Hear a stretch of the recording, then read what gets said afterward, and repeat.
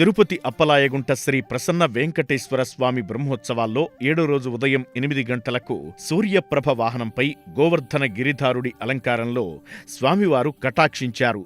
సూర్యుడు సకల రోగ నివారకుడు, ఆరోగ్యకారకుడు, ప్రకృతికి చైతన్య ప్రదాత, ఔషధీపతి అయిన చంద్రుడు కూడా సూర్యతేజం వల్లనే ప్రకాశిస్తూ వృద్ధి పొందుతున్నాడు. ఈ ఉత్సవంలో శ్రీవారి చుట్టూ ఉన్న సూర్యప్రభ సకల జీవుల చైతన్య ప్రభ. సూర్యమండల మధ్యవర్తి శ్రీమన్నారాయణుడే. అందుకే సూర్యుణ్ణి సూర్యనారాయణుడు అని కొలుస్తున్నాం. సూర్యప్రభ వాహనంలో స్వామివారిని దర్శిస్తే ఇతోధిక భోగ భాగ్యాలు, సత్సంతాన సంపదలు, ఆయురారోగ్యాలు సిద్ధిస్తాయి. అప్పలాయగుంట శ్రీ ప్రసన్న వెంకటేశ్వర స్వామివారి బ్రహ్మోత్సవాలలో రాత్రి 7 గంటలకు స్వామివారు చంద్రప్రభ వాహనంపై దర్బార్ కృష్ణుడి అలంకారంలో దర్శనమిచ్చారు. ఔషధీసుడైన చంద్రుడు మనకు పోషకుడే. రసస్వరూపుడైన చంద్రభగవానుడు ఔషధులను పోషిస్తున్నారు.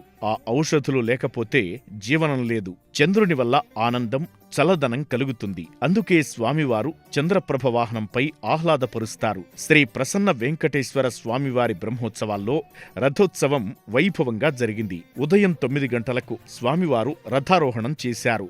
ఉదయం 9:25 నుంచి 11 గంటల వరకు రథంపై ఆలయ 4 మాడవీధుల్లో విహరించి భక్తులకు దర్శనమిచ్చారు. రాత్రి 7 నుండి 8 గంటల వరకు అశ్వవాహనంపై స్వామివారు విహరించి భక్తులను కటాక్షించారు.